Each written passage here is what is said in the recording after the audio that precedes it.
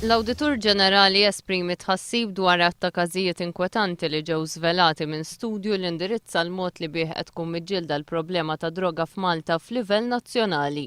Analiżi ta' records tal-impjiegi ta' persuni li qalu li kienu jabbużaw mid-droga u li jagħmlu parti mill-Special Cases Unit fl-ETC żvelat li iktar minn nofshom 256 b'kollox qatt ma kellhom impjieg f'5 snin.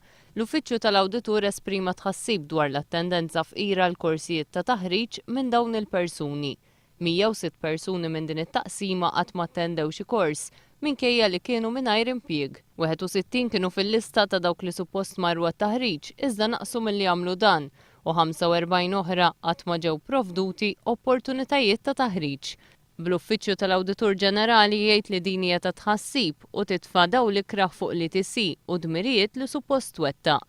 L-Awditur Ġenerali nnota wkoll li nuqqas ta' servizzi mfassla apposta l-minuri li għandhom problema ta' abbuż ta' droga.